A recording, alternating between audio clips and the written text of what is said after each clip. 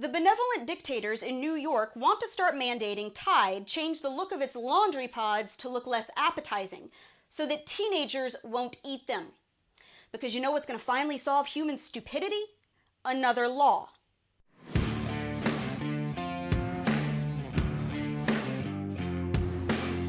Hey guys, I'm Brittany Hughes for MRCTV. This is Reality Check, and New York Democrats are actually trying to pass a law to keep idiot teenagers from voluntarily eating detergent in 2018 America.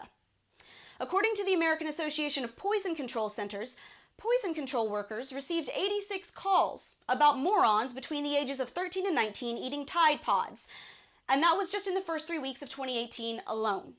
So now, because a few of the dimmest bulbs in our collective chandelier dared each other to chow down on laundry soap, we have actual lawmakers mandating that companies spend millions to change their products to keep young adults from willingly poisoning themselves.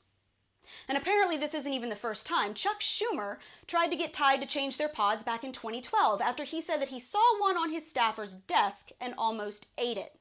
Gosh, that just kind of explains a lot there, doesn't it? So now they want to require that laundry detergent companies like Procter & Gamble change their Tide Pods so that they look less appetizing. Because apparently a little packet of colorful soap is just too tempting for your average 17-year-old with a driver's license. Now normally the vast majority of us sane people would just chalk this up to rampant stupidity, or natural selection, whatever. But for a liberal, there's nothing quite as tantalizing as the chance to pass a brand spanking new law. So their bill would mandate that these companies change their multicolored pods to something a little less attractive, and also that they would package each little pod separately. Not really sure how that's going to help, but okay. It would also require them to not only put hazard labels on their laundry pod containers, which they already do, but also on each individual pod, I guess just in case the first warning doesn't take. And clearly this new law is not designed to protect small children, because you know who can't read warning labels? Toddlers. So if someone is old enough to be able to read, "Do not eat this, you will die," on a bucket of laundry detergent, and then they decide to do it anyway, guess what, New York? That's not Tide's fault. Of course, God only knows how much these changes are going to cost these companies if this law passes.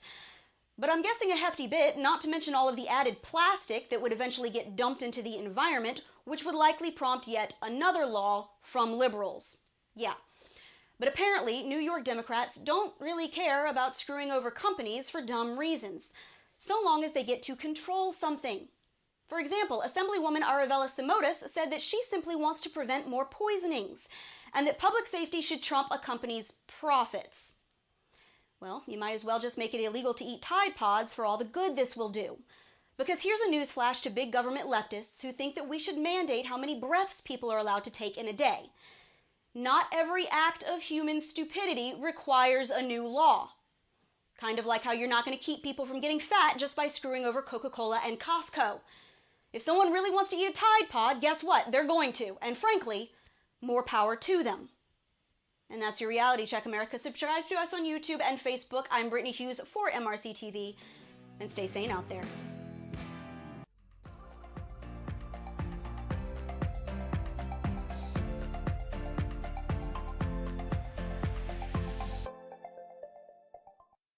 A black NFL player was killed by an illegal alien last weekend in a tragic car accident that could have been avoided if we gave two craps about enforcing our immigration laws.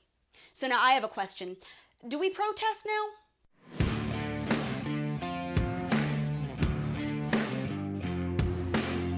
Hey everybody, welcome back to Reality Check on MRCTV. I'm Brittany Hughes.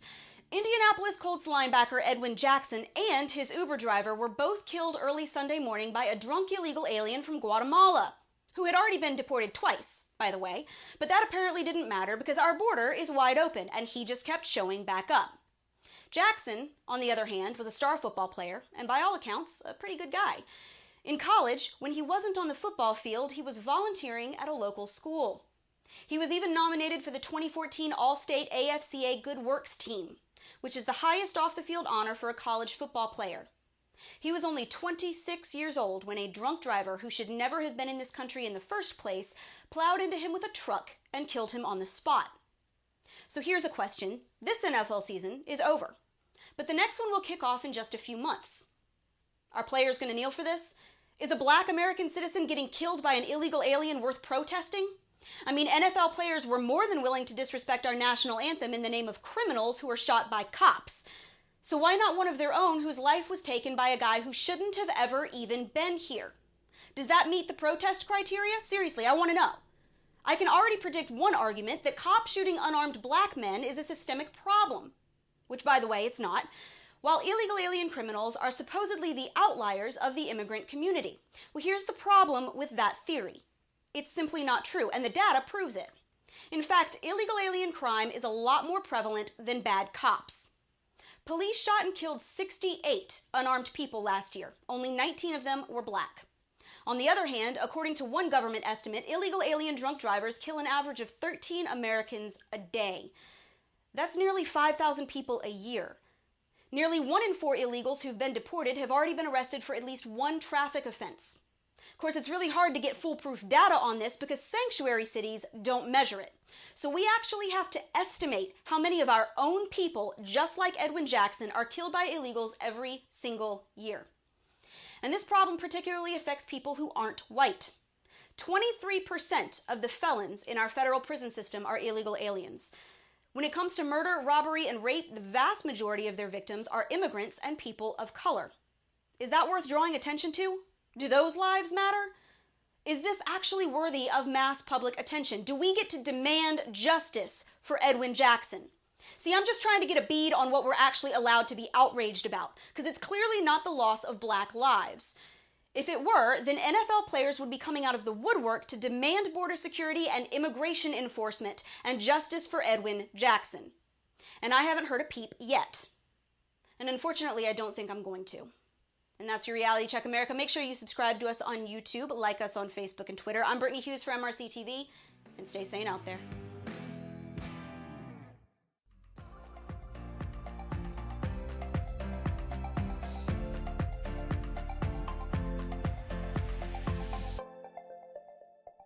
If it wasn't obvious before, well, it sure is now. Leftist politicians don't just hate Trump. They hate America, and frankly, they don't much care for you either.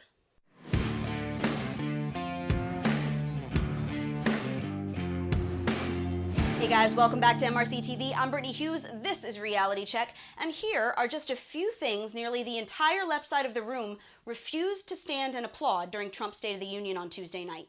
God, higher wages, more jobs, improving the VA, record low unemployment, record low black unemployment, record low Hispanic unemployment, energy independence, religious freedom, companies moving back to the U.S., not sending foreign aid to our enemies, Israel, the Capitol building, the national anthem, veterans, the parents of teens killed by MS-13, and the fact that Americans will no longer be forced to choose between their light bill and an astronomical health insurance plan that they don't want or need.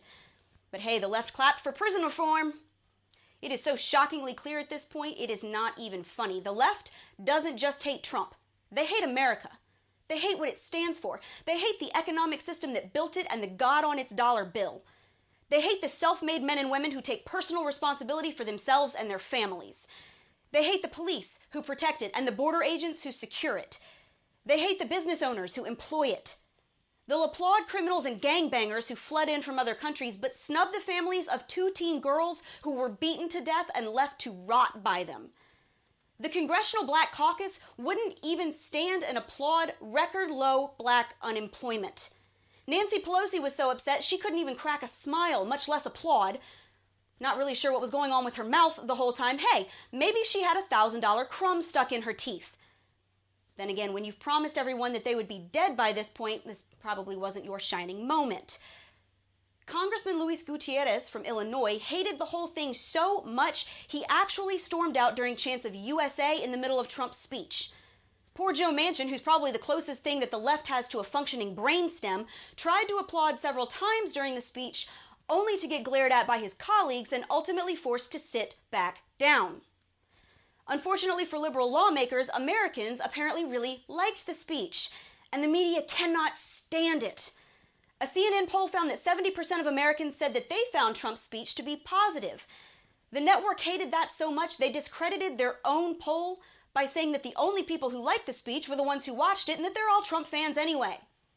The man could have stood on that stage and announced that he had found the cure for cancer, and they would have found a way to accuse him of being a racist.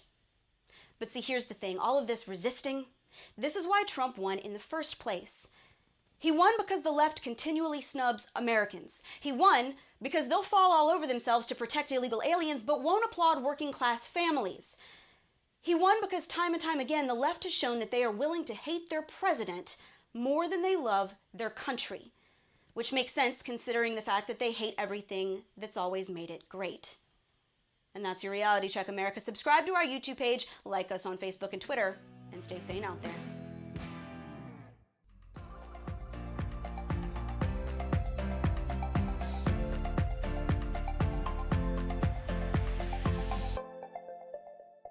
In Hollywood, if you're a woman who has consensual sex with a comedian and feels really crappy about it the next day, you're a victim. But if you're a successful conservative woman who gets called a whore by a left-wing lunatic, apparently you're just the punchline in a joke.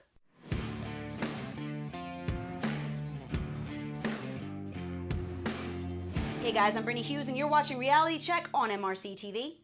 Now I'll admit I didn't actually watch the Grammys. I was going to. I was. But then I remembered that I had to scrub all of my baseboards and organize my sock drawer, so I didn't. And thankfully, here's what I missed. A whole bunch of Hollywood elitists wearing white roses to symbolize their support for women. All while praising a book that flat out accuses a woman in the Trump administration of sleeping her way to success. Because everyone knows at this point that if you're a conservative, all of that feminist girl power crap just flies right out the window. Yeah, Tinseltown's latest self-congratulating group hug, a whole bunch of random famous people, plus Hillary Clinton, the still wife of accused rapist Bill Clinton and defender of pedophiles, yeah, her, they read excerpts from Michael Wolff's recent tell-all, Fire and Fury, which is basically a giant compilation of ridiculous and unfounded conspiracy theories about Trump. It's the same book, mind you, that suggested Nikki Haley was having an affair with Trump. It was a baseless and disgusting lie told by a disgusting man against a woman descended from immigrants who's been nothing but classy and professional during her long-standing self-made career. And on Sunday, Hollywood, the supposed bastion of love for women and immigrants, applauded the book that calls her a prostitute.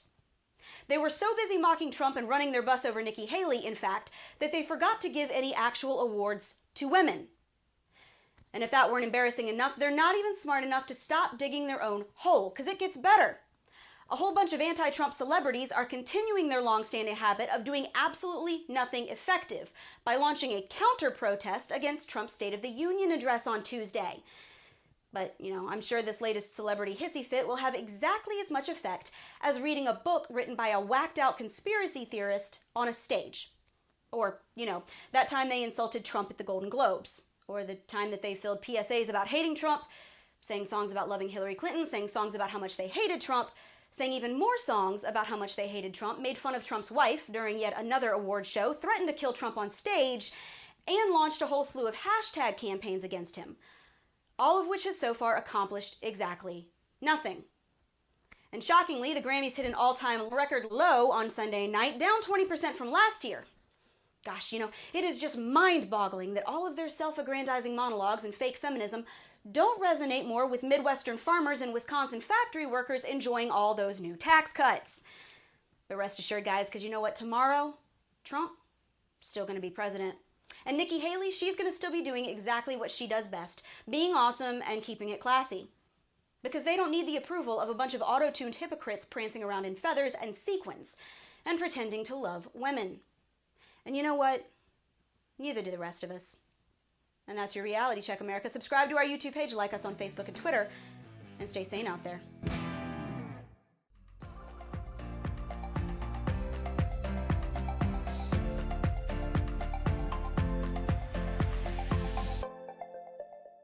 Remember all of those left-leaning CEOs who were at Trump's throat since before the man ever even stepped into the Oval Office? Well, now, they're all handing out bonuses and pay hikes to their employees, thanks to his tax plan. So tell me, guys, really, how does it feel to look that dumb?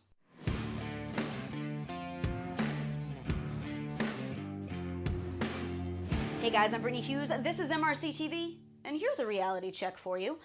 Former Starbucks CEO Howard Schultz has had no problem expressing his open disdain for Donald Trump. Not only did he accuse the president of creating economic chaos during a staff meeting in Seattle last February, he also recently promised to hire 10,000 refugees just to thumb his nose at Trump's immigration plan. Then again, this is the same guy whose company once tried to force its morning commute customers into having really awkward and random conversations about racism with total strangers. So he kind of has a habit of being really, really wrong about stuff. Now, I hope that Crow tastes good with that overpriced caramel macchiato, because all of that chaos that Trump was supposedly causing seems to be working out really, really well for the nation's favorite burnt coffee chain. See, back after Trump was first inaugurated, Schultz said that he had instructed his employees to be the antidote to Trump by providing a sense of community to their customers. But you know what ended up making people a lot happier than an all-red holiday cup filled with overbrewed espresso? Money, as in tax breaks, as in the things that the GOP just passed to help Starbucks hand out more than $250 million in higher pay bonuses and benefits. The same thing happened back last summer when Walmart CEO Doug McMillon took a break from selling discount sweatpants to slam Trump over his Charlottesville comments. Of course, the same guy who basically accused the president of supporting racism didn't have much to say a couple of weeks ago when his company announced that they'll be increasing their hourly wage to $11, handing out $1,000 cash bonuses, and expanding their employee benefits. Thanks, tax plan. And it keeps going. The Walt Disney Company just revealed that they will be giving 125,000 of their employees $1,000 bonuses. Verizon announced Tuesday that it'll be giving 155,000 of its employees 50 shares each of stock, totaling more than $400 million. But hey, at least one guy had his head screwed on right. Remember back last year when Home Depot co-founder Bernie Marcus got ripped a new one for publicly praising Trump's first 100 days in office? The progressive site MoveOn.org even launched a boycott of Home Depot just for that. But it turns out that selling construction equipment must make you a lot smarter than selling mocha lattes, who'da thunk? Because true to Marcus's prediction, Home Depot just announced this week that they too will be handing out $1,000 cash bonuses thanks to the tax plan. So hey, MoveOn.org? Yeah, move on. Of course, none of this is good enough for Chuck Schumer, who said on the Senate floor this week that all of these bonuses, benefits, and wage hikes amount to crumbs for most Americans. Well, sir, not all of us can rake in $193,000 a year just to listen to the sound of our own voice. So we'll take our $1,000 crumbs. After all, it's a heck of a lot more than we ever got under your policies. And that's your Reality Check, America. Make sure you subscribe to our YouTube page, like us on Facebook and Twitter, and stay sane out there.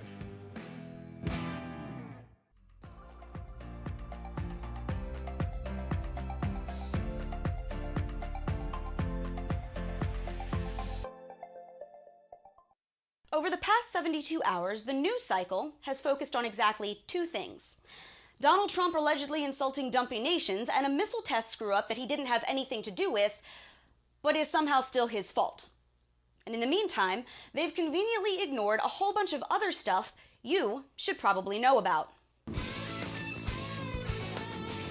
Hey guys, I'm Brittany Hughes, you're watching MRCTV, and this is your Reality Check. So because the media has apparently decided they're going to focus on superfluous bullcrap, allow me to fill you in on the things you actually need to know. Here we go. The stock market is doing insanely well, and that's awesome for everybody. In fact, MarketWatch labeled this record-shattering growth epic and says that it's showing no sign of stopping anytime soon. Unemployment is at its lowest rate since 2000. In fact, black unemployment is at its lowest point since 1972. Dropping below 7% for the first time in more than half a century. Americans' confidence in the job market hit a record high in 2017, according to a new Gallup poll, which stated that Americans' optimism in finding a quality job averaged 56% in 2017, the highest annual average in 17 years of Gallup polling, and a sharp increase from 42% in 2016. Small business confidence also hit an all-time record, all thanks to regulatory relief and tax cuts. Think that's great? Hold on to your hats. Fiat Chrysler announced late this week that they're going to be moving a manufacturing plant from Mexico back to Michigan, investing $1 billion into the local economy, handing out bonuses to their employees, and creating about 2,500 new jobs. All because the GOP tax plan made it possible. A DC power company called Pepco says they'll be slashing customer utility bills this year because of all the money they're going to be saving in corporate tax cuts. Walmart is planning to increase their minimum wage to $11 an hour. They're offering $1,000 bonuses and new benefits to their workers. In fact, Americans for Tax Reform compiled a list of nearly 200 companies that are planning to hand out bonuses, up their wages, and offer new benefits, all thanks to the new tax plan. About 90% of American workers will see their take-home pay go up this year. That sure didn't happen under Obama. On top of that, Americans will no longer be forced at the point of the government gun to pay for health insurance that they don't use, don't want, and cannot afford. But see, the media can't tell you any of that, because to talk about it would require admitting that the country is actually doing really well. So instead, they'll just focus on alleged comments that Trump might have made about some crap-splat countries and a botched missile alert that he had nothing at all to do with. Because God forbid that we don't all die screaming in the fiery apocalypse that the media predicted and have been wildly wrong about. And that's your Reality Check, America. Subscribe to our YouTube page, like us on Facebook and Twitter, and stay sane out there.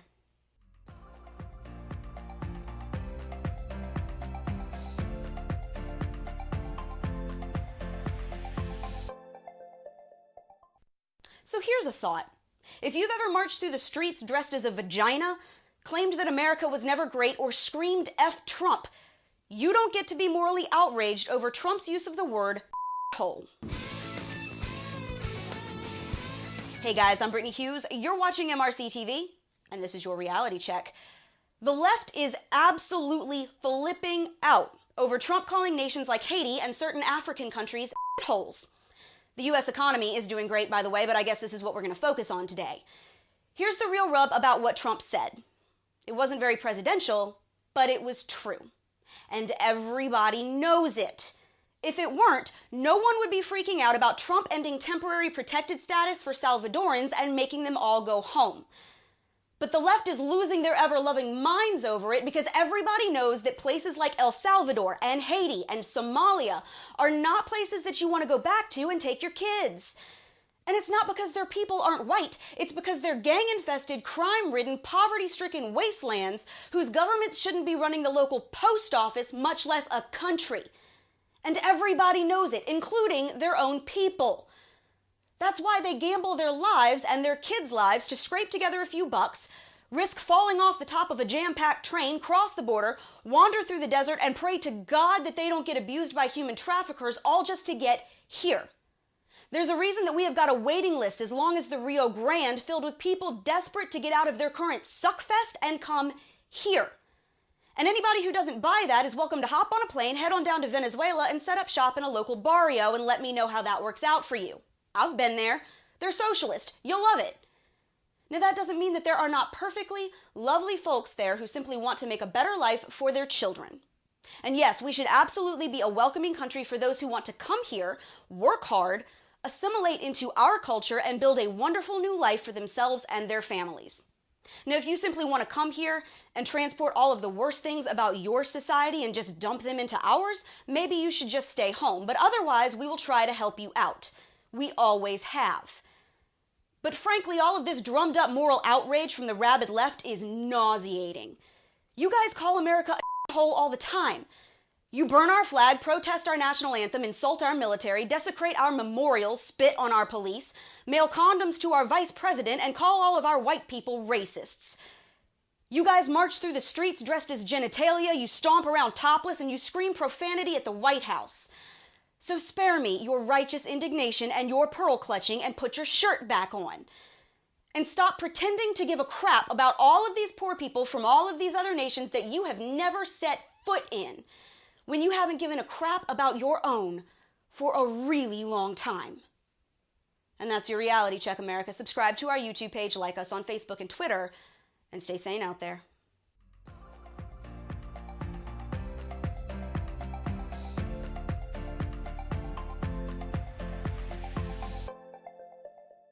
So apparently, Chicago thinks that it's a lot more fun to protect illegal alien child rapists than protect its own citizens from violent crime. Why? Well, because apparently defending illegals at least gets them votes.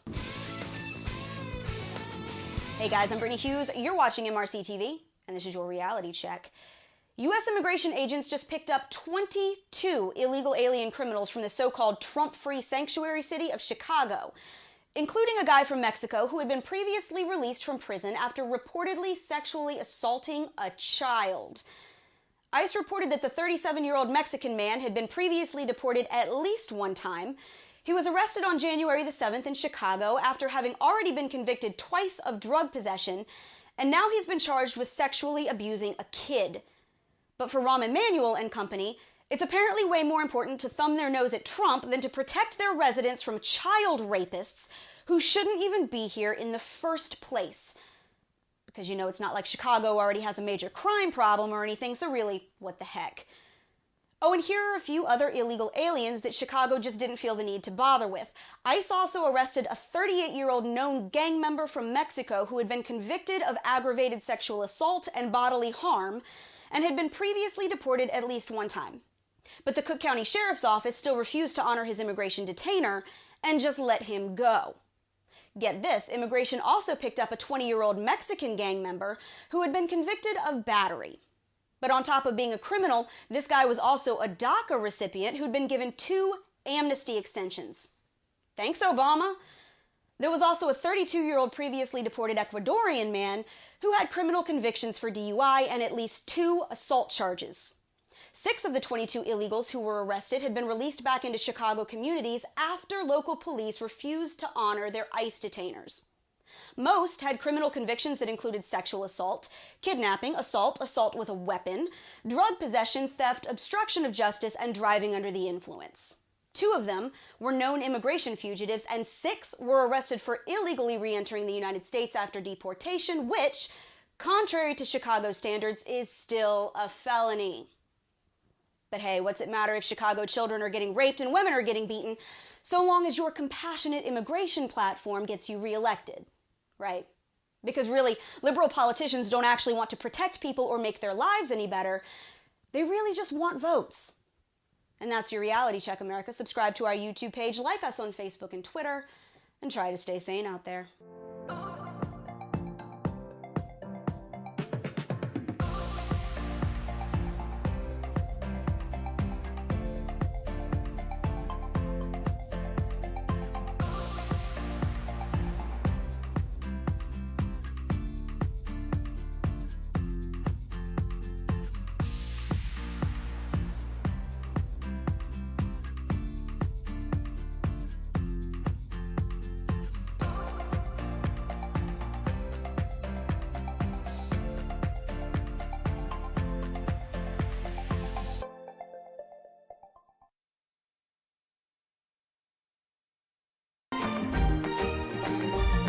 Hi, everybody. Dennis Prager here.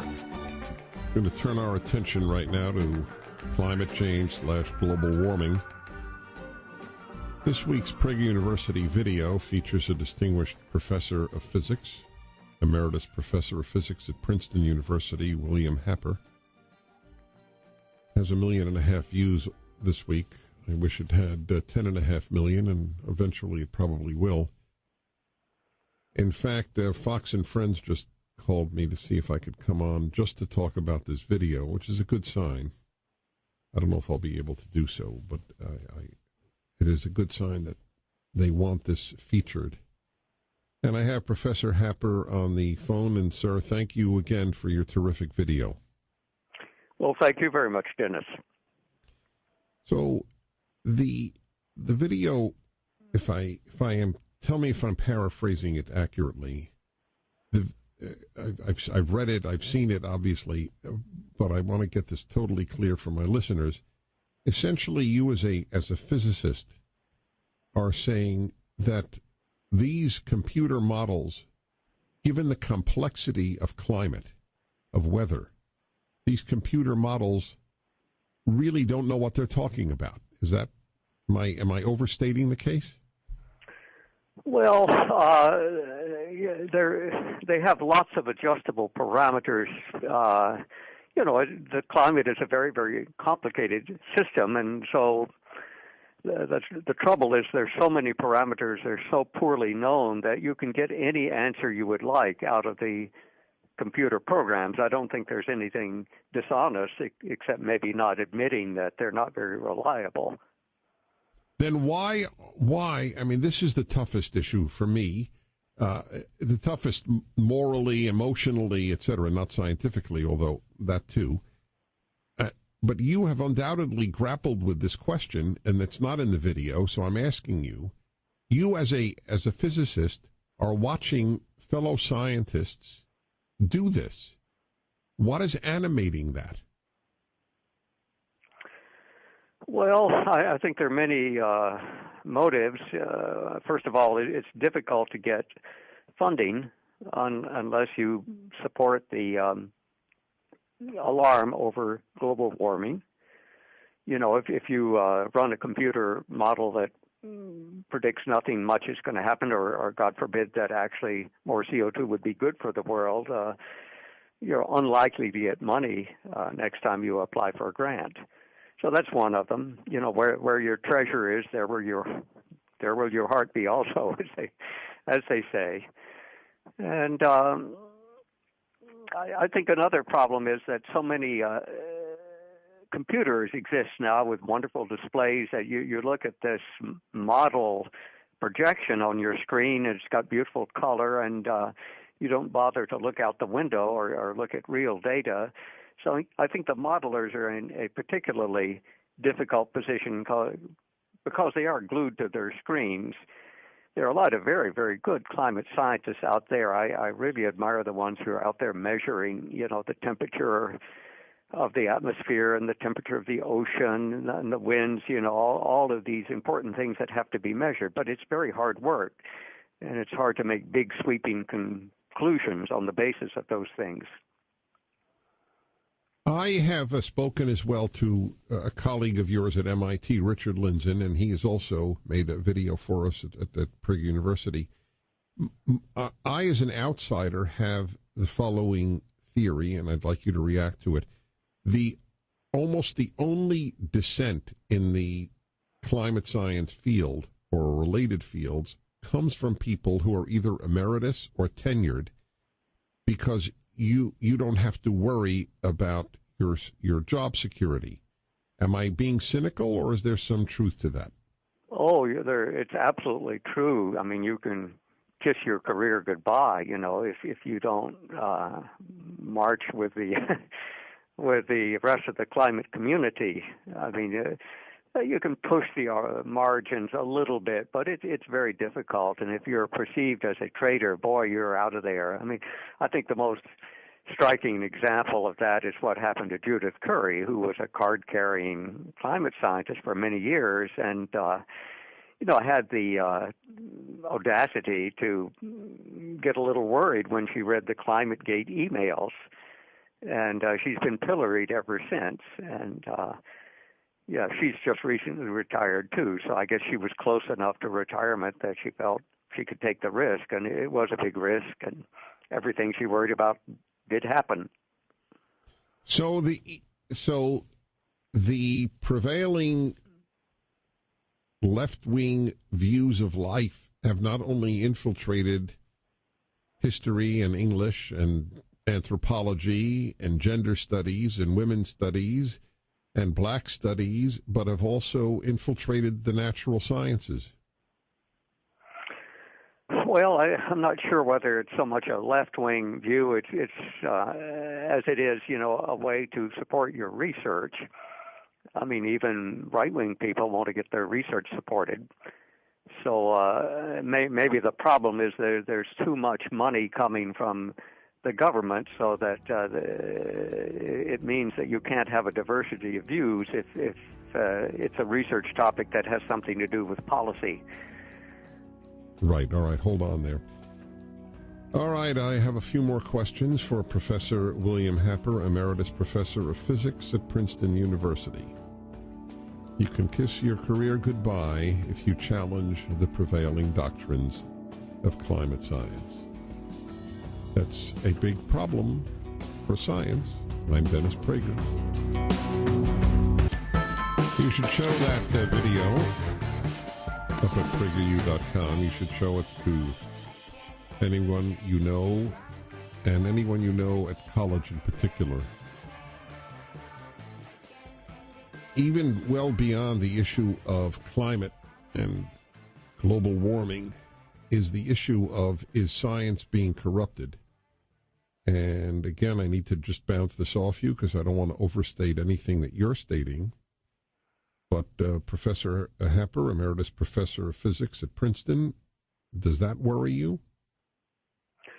Yes, I'm very worried that science could lose credibility. You know, science has very much to offer to humanity, but, you know, if it's viewed as for sale, then if there's something really important that the message has to get out, people will say, well, you know, you lied to us the last time. Why should we believe you this time?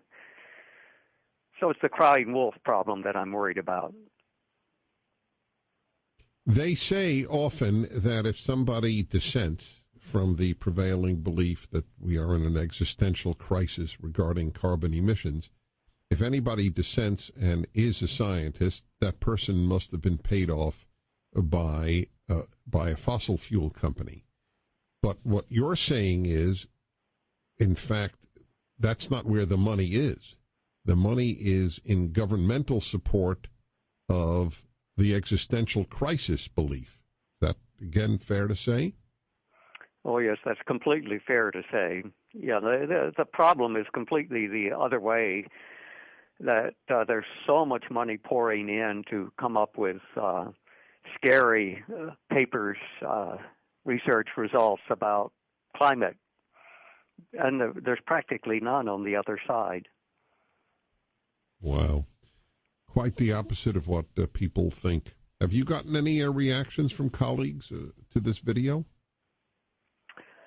Well, yeah, a few have looked at it and like it, and but you know, my colleagues are mostly academics, and you know, they're pretty busy, so I doubt that many of them have had a chance to look at it. Right, but the odds are, if you were not tenured, let alone emeritus, that A, it probably would not have been made. I don't mean by you, by anyone in that circumstance, and that would have, in fact, been viewed and elicited a very negative reaction. I think so, yeah, I think it's fair to say that. Certainly at Princeton it would have, and maybe there's some different universities, but I think most of them are similar to that. You have to toe the line.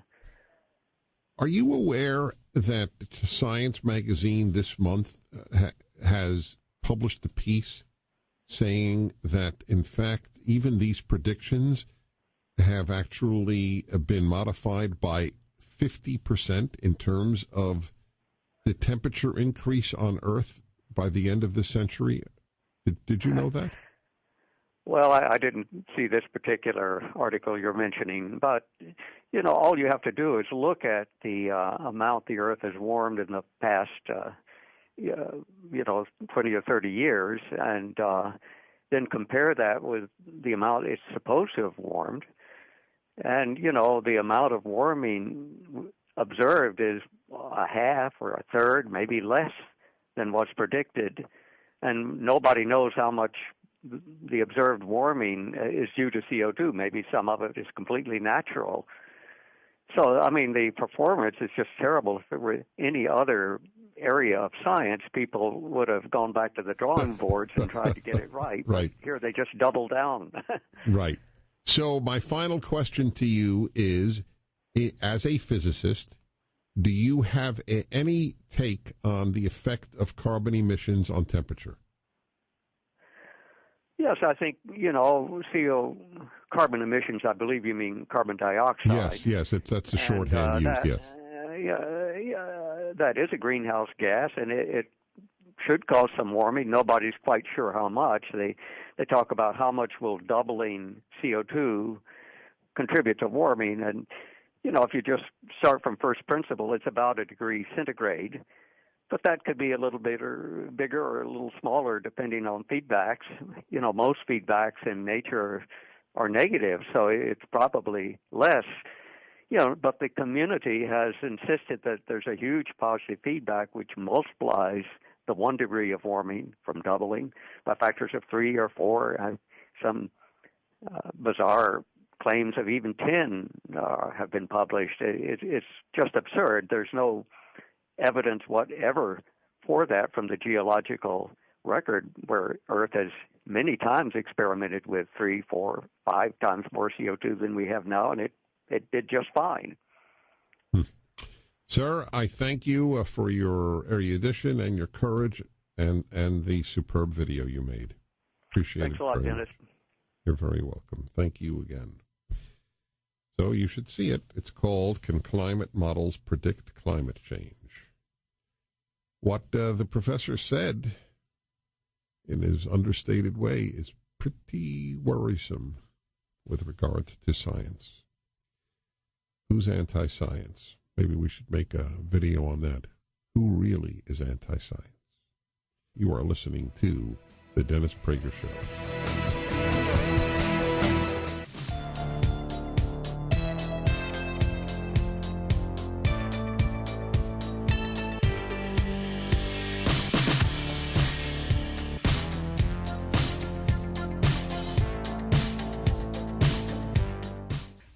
Let's talk about climate models. Specifically, let's talk about the climate models that attempt to predict the future temperature of the planet. But before we do, it's important that you know a little bit about me. I'm a physicist. I taught at Columbia University and then at Princeton for 5 decades. I've published over 200 peer-reviewed scientific papers. I have co-authored several books, including one of the first on how carbon dioxide emissions, CO2, affects the climate. I served as the director of the Office of Energy Research at the U.S. Department of Energy.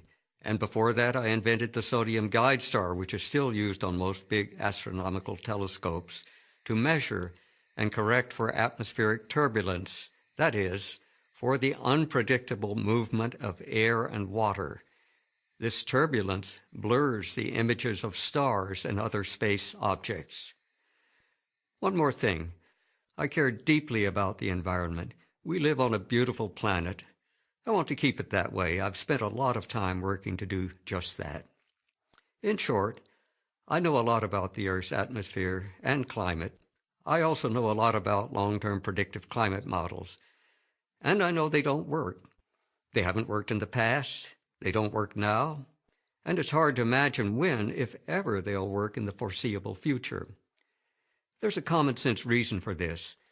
Aside from the human brain, the climate is the most complex thing on the planet.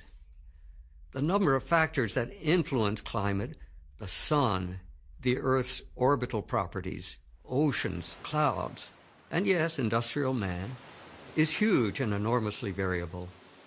Let me try to narrow this down. For the purposes of illustration, let's just focus our attention on water.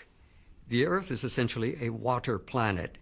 A major aspect of climate involves the complicated interaction between 2 very turbulent fluids, the atmosphere, which holds large amounts of water, think rain and snow, and the oceans, which cover fully 70% of the Earth's surface.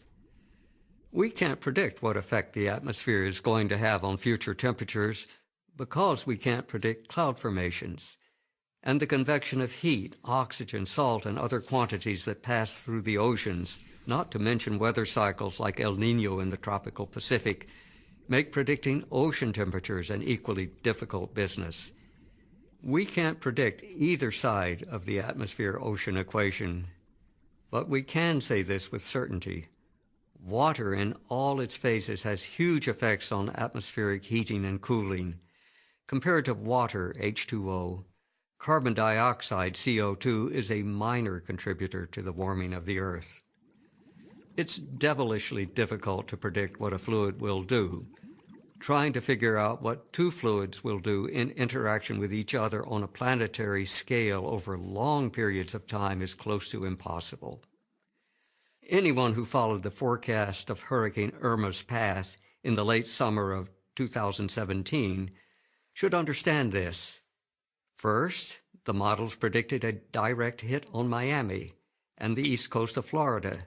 Then, to find these predictions, the hurricane suddenly veered to the west coast of Florida. In other words, even with massive amounts of real-time data, the models still could not accurately predict Irma's path 2 days in advance. Does any rational person believe that computer models can precisely predict temperatures decades from now? The answer is they can't. That's why over the last 30 years, one climate prediction after another, based on computer models, has been wrong.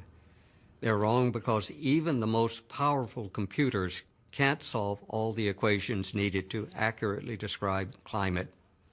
Instead of admitting this, some climate scientists replace the highly complex equations that describe the real-world climate with highly simplified ones. They're computer models.